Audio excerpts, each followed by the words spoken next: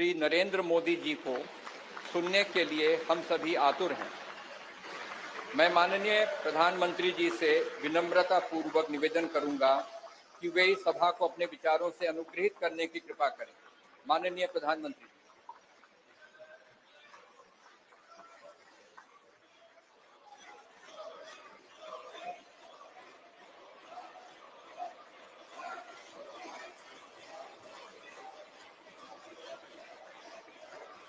लोकसभा के स्पीकर आदरणीय श्री ओम बिरला जी, राज्यसभा के उपसभापति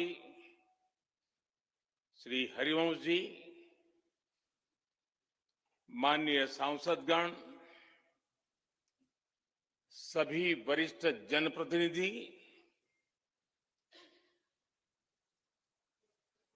विशिष्ट अतिथि, अन्य सभी महानुभाव और मेरे प्यारे देशवासियों, हर देश की विकास यात्रा में कुछ पल ऐसे आते हैं जो हमेशा के लिए अमर हो जाते हैं।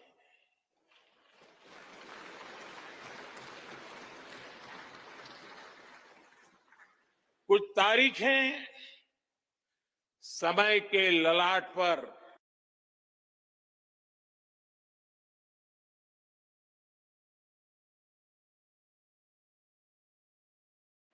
आज 28 मई 2023 का ये दिन ऐसा ही शुभ अवसर है।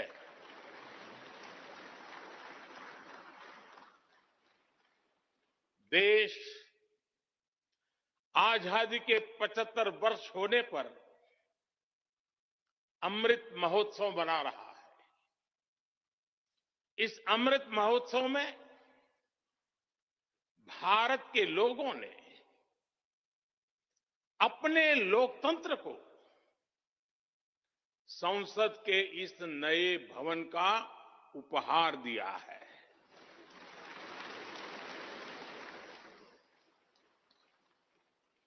आज सुबह ही संसद भवन परिसर में सर्वपंथ प्रार्थना हुई है। मैं सभी देशवासियों को भारतीय लोकतंत्र के इस स्वर्णिम क्षण की बहुत बहुत बधाई देता हूं।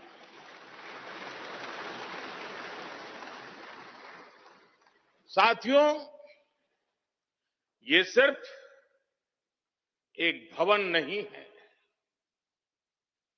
ये 140 करोड़ भारतवासियों की आकांक्षाओं और सपनों का प्रतिबिंब है।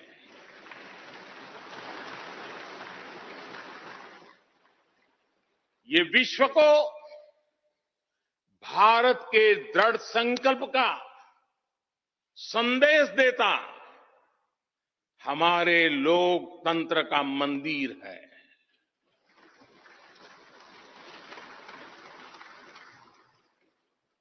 ये नया संसद भवन योजना को यथार्थ से, नीति को निर्माण से, इच्छा शक्ति को क्रिया शक्ति से, संकल्प को सिद्धि से जोड़ने वाली अहम कड़ी साबित होगा। ये नया भवन हमारे स्वतंत्रता सेनानियों के सपनों को साकार करने का माध्यम बनेगा। ये नया भवन आत्मनिर्भर भारत के सूर्योदय का साक्षी बनेगा।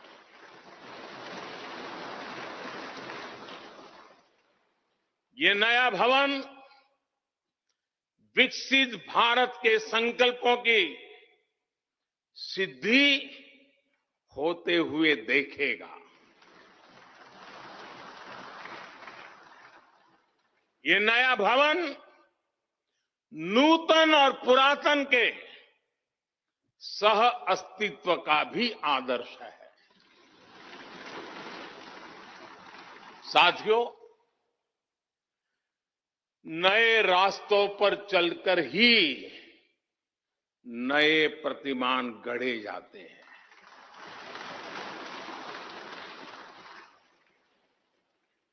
आज नया भारत नए लक्ष्य तय कर रहा है, नए रास्ते गढ़ रहा है, नया जोश है, नया उमंग है, नया सफर है, नई सोच है, दिशा नई है, दृष्टि नई है, संकल्प नया है, विश्वास नया है।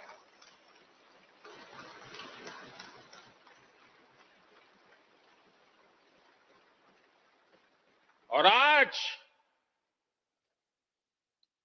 फिर एक बार पूरा विश्व भारत को, भारत के संकल्प की दृढ़ता को, भारतवासियों की प्रखरता को, भारतीय जनशक्ति की जिजीविषा को आदर और उम्मीद के भाव से देख रहा है।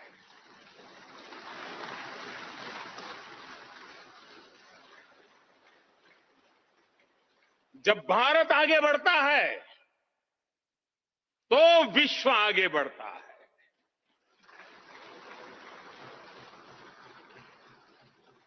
संसद का ये नया भवन भारत के विकास से विश्व के विकास का भी आह्वान करेगा।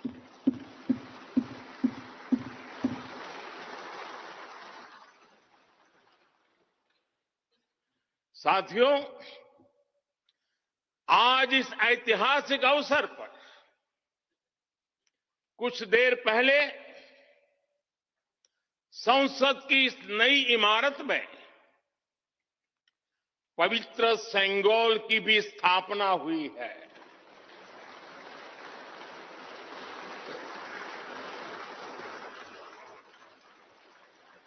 महान चोल साम्राज्य में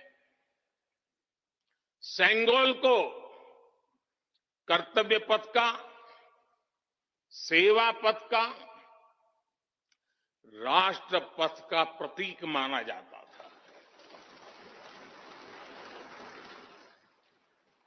राजा जी और आदीनम के संतों के मार्गदर्शन में यही सेंगोल सत्ता के हस्तांतरण का प्रतीक बना था।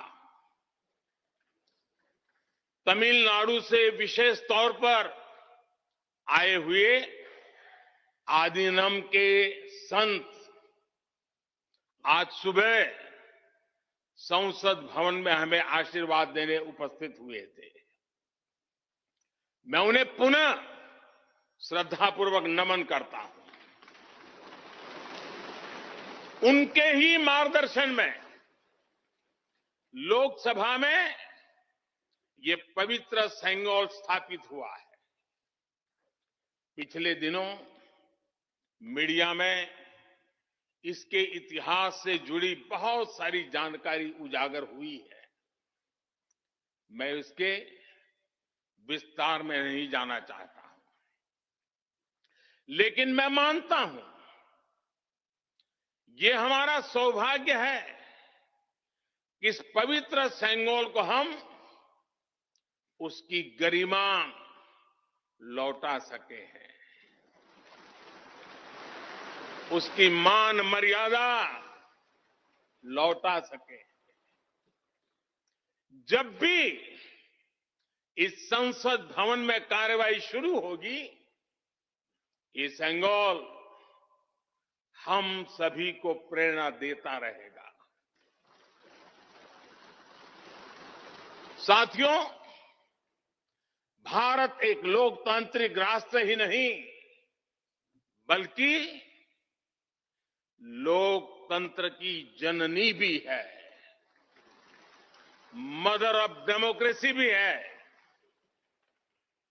भारत आज वैश्विक लोकतंत्र का भी बहुत बड़ा आधार है। लोकतंत्र हमारे लिए सिर्फ एक व्यवस्था नहीं, एक संस्कार है, एक विचार है, एक परंपरा है। हमारे वेद हमें सभाओं और समितियों के लोकतांत्रिक आदर्श सिखाते हैं। महाभारत जैसे ग्रंथों में गणों और गणतंत्रों की व्यवस्था का उल्लेख मिलता है। हमने वैशाली जैसे गणतंत्रों को जीकर दिखाया है। हमने भगवान बसवेश्वर के अनुभव मंटपा को अपना गौरव माना है। तमिलनाडु में मिला 900 ईस्वी का शिलालेख आज भी हर किसी को हैरान कर देता है। हमारा लोकतंत्र ही हमारी प्रेरणा है। हमारा संविधान ही हमारा संकल्प है। इस प्रेरणा, इस संकल्प की सबसे श्रेष्ठ प्रतिनिधि अगर कोई है तो ये हमारी संसद है। और ये संसद देश की जिस समृद्ध संस्कृति का प्रतिनिधित्व करती है, उसका उद्घोष करती है। शेते निपद्यमानस्य, शेते निपस्य मानस्य चराति चर्त भगः चरैवेति चरैवेति चरैवेति। कहने का तात्पर्य, जो रुक जाता है उसका भाग्य भी रुक जाता है, लेकिन जो चलता रहता है उसी का भाग्य आगे बढ़ता है, बुलंदियों को छूता है। और इसलिए चलते रहो, चलते रहो। गुलामी के बाद हमारे भारत ने बहुत कुछ खोकर अपनी नई यात्रा शुरू की थी। वो यात्रा कितने ही उतार चढ़ावों से होते हुए, कितनी ही चुनौतियों को पार करते हुए आजादी के अमृत काल में प्रवेश कर चुकी है। आजादी का ये अमृत काल विरासत को सहेजते हुए विकास के नए आयाम गढ़ने का अमृत काल है। आजादी का ये अमृत काल देश को नई दिशा देने का अमृत काल है। आजादी का ये अमृत काल अनंत सपनों को, असंख्य आकांक्षाओं को पूरा करने का अमृत काल है। इस अमृत काल का आह्वान है, इस अमृत काल का आह्वान है मुक्त मातृभूमि को, मुक्त मातृभूमि को नवीन प्राण चाहिए, नवीन पर्व के लिए नवीन प्राण चाहिए। मुक्त गीत हो रहा, मुक्त गीत हो रहा नवीन राग चाहिए, नवीन पर्व के लिए नवीन प्राण चाहिए।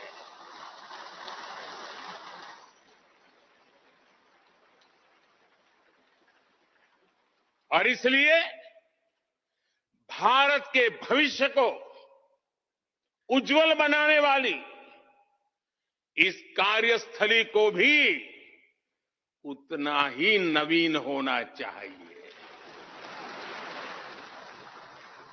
आधुनिक होना चाहिए। साथियों, एक समय था जब भारत दुनिया के सबसे समृद्ध और वैभवशाली राष्ट्रों में गिना जाता था। भारत के नगरों से लेकर महलों तक, भारत के मंदिरों से लेकर मूर्तियों तक, भारत का वास्तु, भारत की विशेषज्ञता का उद्घोष करता था।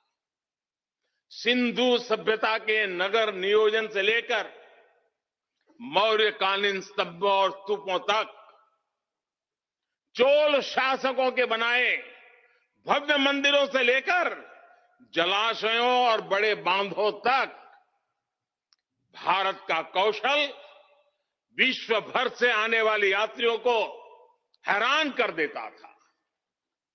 लेकिन सैकड़ों साल की गुलामी ने हमसे हमारा ये गौरव छीन लिया। एक ऐसा भी समय आ गया जब हम दूसरे देशों में हुए निर्माण को देखकर मुग्ध होने लग गए। 21वीं सदी का नया भारत, बुलंद हौसले से भरा हुआ भारत, अब गुलामी की उस सोच को पीछे छोड़ रहा है। आज भारत प्राचीन कला की उस गौरवशाली धारा को एक बार फिर अपनी तरफ मोड़ रहा है और संसद की ये नई इमारत इस प्रयास का जीवंत प्रतीक बनी है। आज नए संसद भवन को देखकर हर भारतीय गौरव से भरा हुआ है। इस भवन में विरासत भी है, वास्तु भी है, इसमें कला भी है, कौशल भी है, इसमें संस्कृति भी है और संविधान के स्वर भी है। आप देख रहे हैं कि लोकसभा का आंतरिक हिस्सा,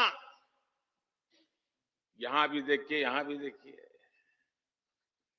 राष्ट्रीय पक्षी मोर पर आधारित है। राज्यसभा का आंतरिक हिस्सा राष्ट्रीय फूल कमल पर आधारित है और संसद के प्रांगण में हमारा राष्ट्रीय वृक्ष बरगद भी है। हमारे देश के अलग अलग हिस्सों की जो विविधता है, इस नए भवन ने उन सबको समाहित किया है। इसमें राजस्थान से लाए गए ग्रेनाइट और बलुआ पत्थर लगाए गए हैं। ये जो लकड़ी का काम आप देख रहे हैं ना, वो महाराष्ट्र से आई है। यूपी में भदोही के कारीगरों ने इसके लिए अपने हाथ से कालीनों को बुना है। एक तरह से इस भवन के कण कण में हमें एक भारत श्रेष्ठ भारत की भावना के दर्शन हुए। साथियों, संसद के पुराने भवन में सभी के लिए अपने कार्यों को पूरा करना कितना मुश्किल हो रहा था, ये हम सभी जानते हैं। टेक्नोलॉजी से जुड़ी समस्याएं थी, बैठने की जगह से जुड़ी चुनौती थी। इसलिए ही बीते 1.5-2 दशकों से ये चर्चा लगातार हो रही थी कि देश को एक नए संसद भवन की आवश्यकता है।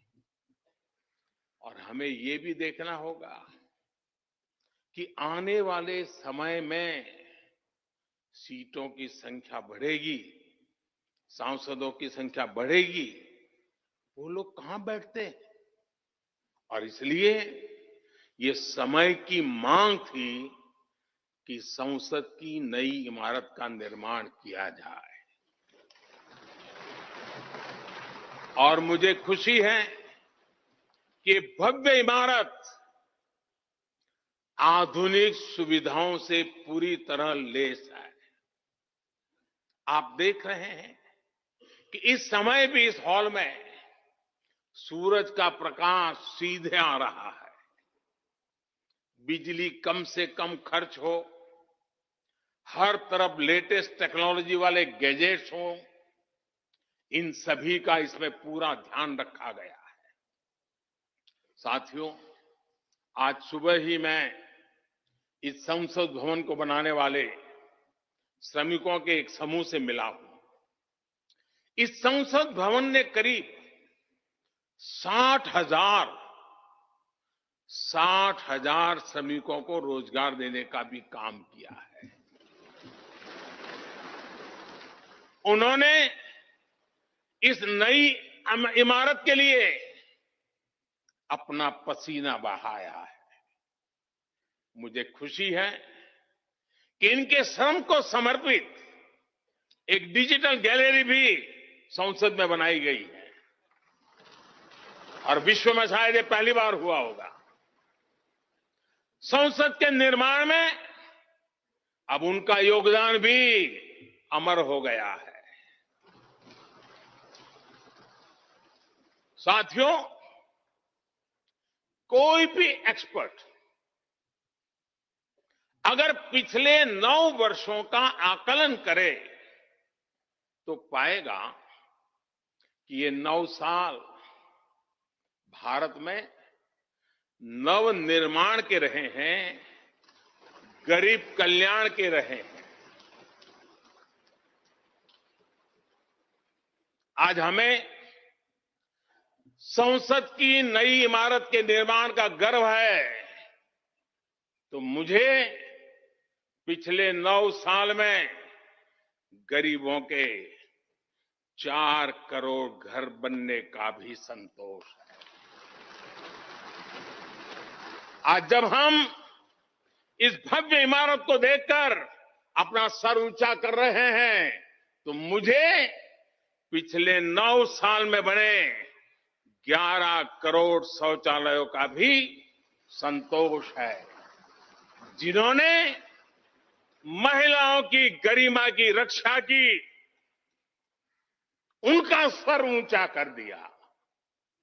आज जब हम इस संसद भवन में सुविधाओं की बात कर रहे हैं, तो मुझे संतोष है कि पिछले 9 साल में हमने गांवों को जोड़ने के लिए 4 लाख किलोमीटर से भी ज्यादा सड़कों का निर्माण किया। आज जब हम इस इको फ्रेंडली इमारत को देखकर खुश है, तो मुझे संतोष है कि हमने पानी की एक एक बूंद बचाने के लिए 50,000 से ज्यादा अमृत सरोवरों का निर्माण किया है। आज जब हम इस नए संसद भवन की लोकसभा और राज्यसभा को देखकर उत्सव मना रहे हैं, तो मुझे संतोष है कि हमने देश में 30,000 से ज्यादा नए पंचायत भवन भी बनाए हैं। यानी पंचायत भवन से लेकर संसद भवन तक हमारी निष्ठा एक ही है, हमारी प्रेरणा एक रही। देश का विकास, देश के लोगों का विकास।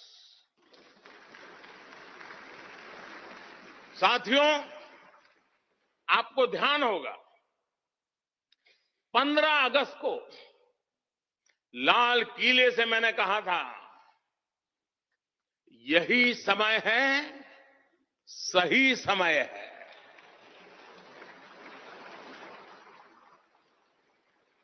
हर देश के इतिहास में ऐसा समय आता है जब देश की चेतना नए सिरे से जागृत होती है। भारत में आजादी के 25 साल पहले, 47 के पहले 25 साल याद कीजिए, आजादी के 25 साल पहले ऐसा ही समय आया था। गांधी जी के असहयोग आंदोलन ने पूरे देश को एक विश्वास से भर दिया था।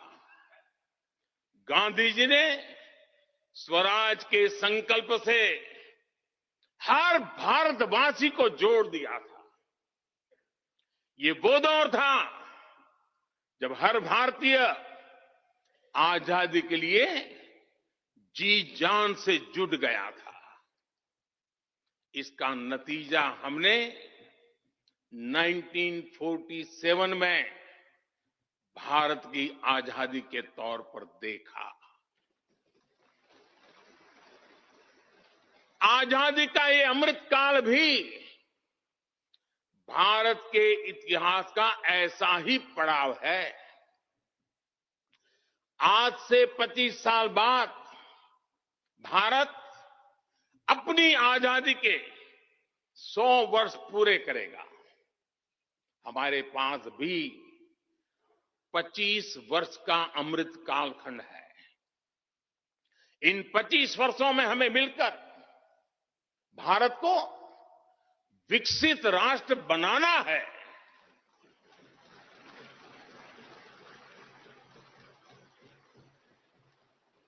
लक्ष्य बड़ा है, लक्ष्य कठिन भी है, लेकिन हर देशवासी को आज इसके लिए जी जान से जुटना ही है। नए प्रण लेने हैं, नए संकल्प लेने हैं, नई गति पकड़नी है। और इतिहास गवाह है कि हम भारतीयों का विश्वास सिर्फ भारत तक ही सीमित नहीं रहता।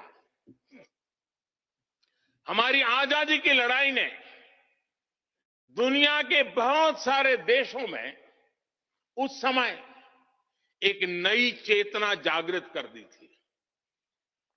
हमारी आजादी की लड़ाई से भारत तो आजाद हुआ ही, साथ ही कई देश आजादी की राह पर चल पड़े।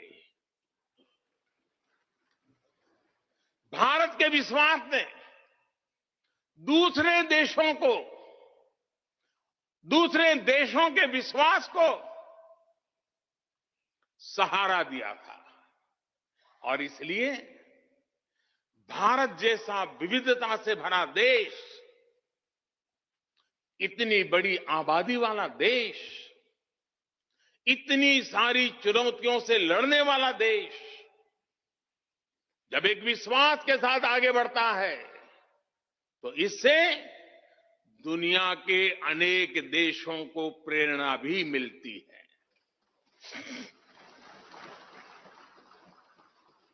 भारत की हर सफलता आने वाले दिनों में दुनिया के अलग अलग भूभाग में अलग अलग देशों की सफलता के रूप में प्रेरणा का कारण बनने वाली है। आज यदि भारत तेजी से गरीबी दूर करता है तो ये कई देशों को गरीबी से बाहर आने की प्रेरणा भी देता है। भारत का विकसित होने का संकल्प कई और देशों का संबल बनेगा। इसलिए भारत की जिम्मेदारी और बड़ी हो जाती है। और साथियों, सफलता की पहली शर्त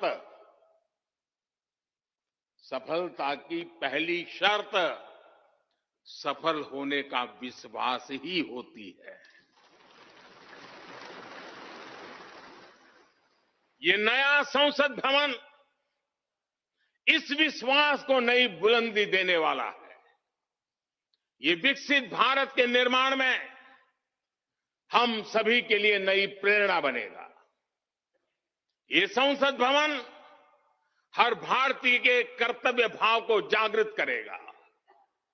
मुझे विश्वास है इस संसद में जो जनप्रतिनिधि बैठेंगे वे नई प्रेरणा के साथ लोकतंत्र को नई दिशा देने का प्रयास करेंगे।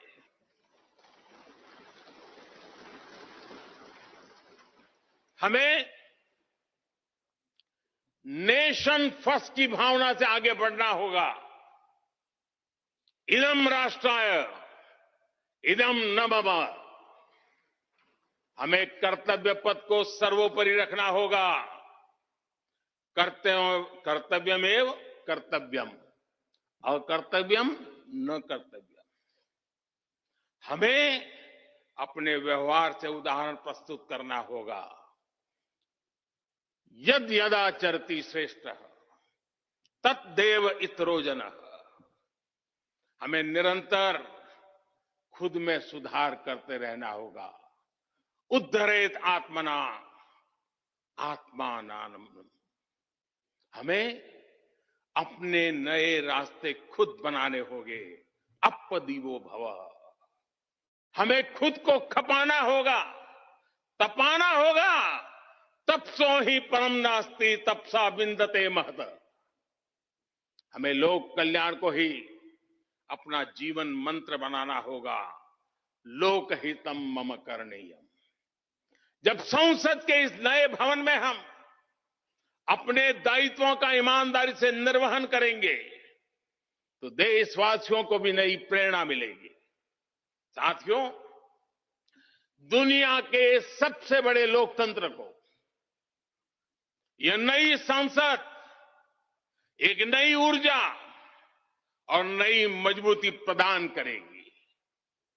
हमारे श्रमिकों ने अपने पसीने से इस संसद भवन को इतना भव्य बना दिया है।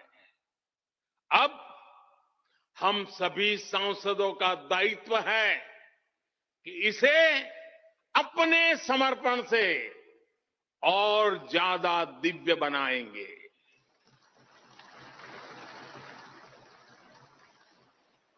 एक राष्ट्र के रूप में हम सभी 140 करोड़ भारतीयों का संकल्प ही इस नई संसद की प्राण प्रतिष्ठा है।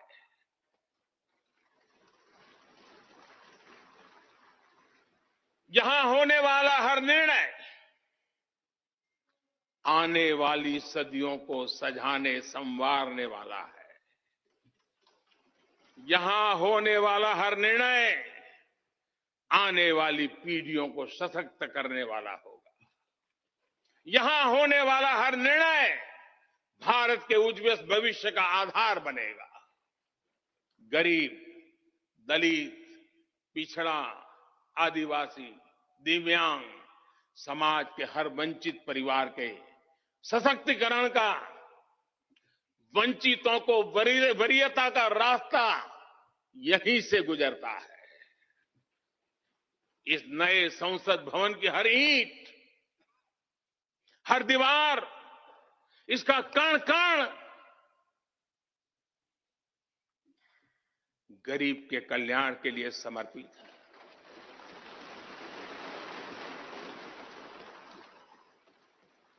अगले 25 वर्षों में संसद के इस नए भवन में बनने वाले नए कानून भारत को विकसित भारत बनाएंगे। इस संसद में बनने वाले कानून भारत को गरीबी से बाहर निकालने में मदद करेंगे। इस संसद में बनने वाले कानून देश के युवाओं के लिए, महिलाओं के लिए नए अवसरों का निर्माण करेंगे। मुझे विश्वास है संसद का यह नया भवन नए भारत के सृजन का आधार बनेगा। एक समृद्ध, सशक्त और विकसित भारत नीति। जैसे सिर्फ एक शाहरुख काफी, वैसे Myntra end of reason sale पे सिर्फ ₹1 काफी। ₹1 deals every day, only on Myntra's end of reason sale. सशक्त होकर चलने वाला भारत। मैं समस्त भारतवासियों को नए संसद भवन की फिर से बहुत बहुत बधाई देता हूं। धन्यवाद।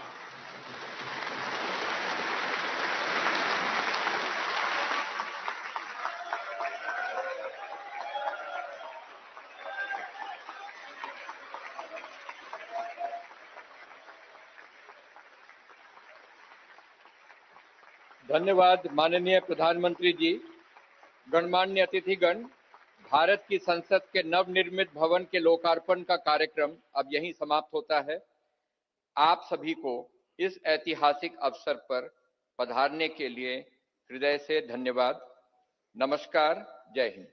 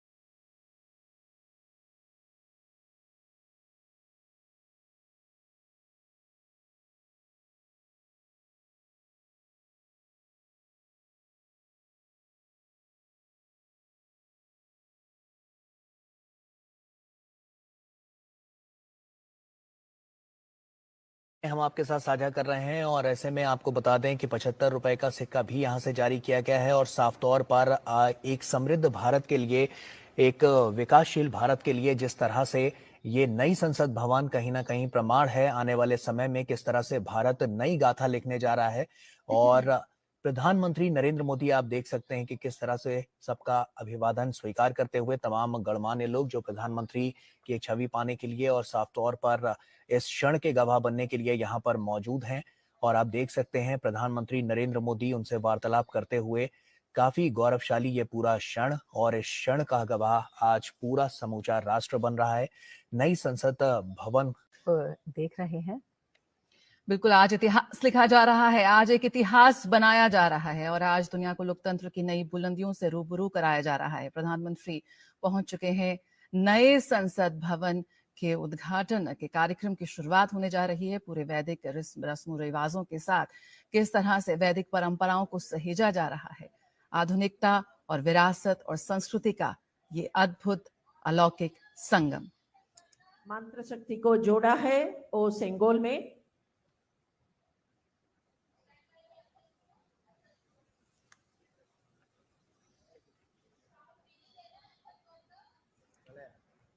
नमः पार्वती हर हर महादेव। नमः पार्वती पतये हर हर महादेव। नमः पार्वती पतये हर हर महादेव। புனித நீர் வார்க்குமாறு அன்போடு வேண்டுகிறோம்.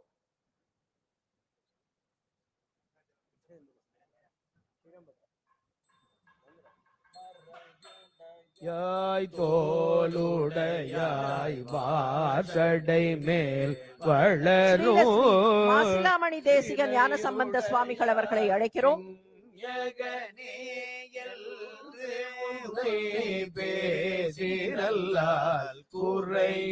தொடர்ந்து மதுரை ஆதீனம் ஸ்ரீல ஸ்ரீ ஹரிஹர ஞான சம்பந்த தேசிக சுவாமிகள், நிறையுடையார் இடர்களையாய்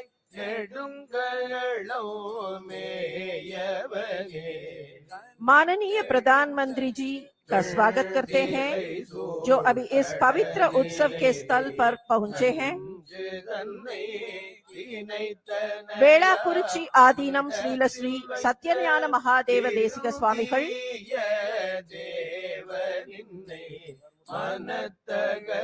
அவர்களை தொடர்ந்து குன்றக்குடி ஆதீனம் ஸ்ரீல ஸ்ரீ பொன்னம்பல தேசிக சுவாமிகள் அவர்கள் पुष्पम समर्पिப்பார்கள்। माननीय प्रधानमंत्री ने देशपिता महात्मा गांधी जी की प्रतिमा की ओर बढ़ रहे हैं और पुष्पांजलि अर्पित कर रहे हैं।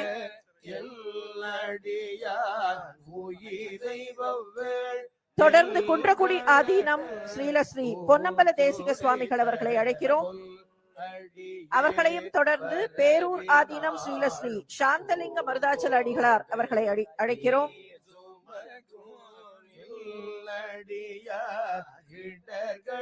माननीय प्रधानमंत्री जी ने पुष्पांजलि अर्पित करने के बाद अभी पंडाल में प्रवेश कर रहे हैं।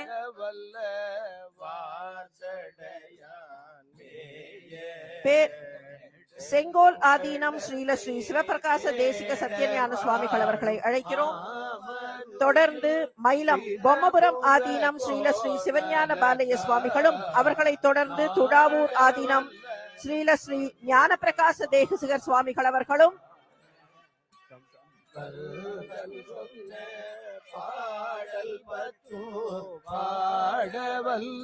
தொடர்ந்து சூரியனார் கோயில் ஸ்ரீல ஸ்ரீ மகாலிங்க பண்டார சுவாமிகள் அவர்கள் புஷ்பாஞ்சலி செய்வார்கள்।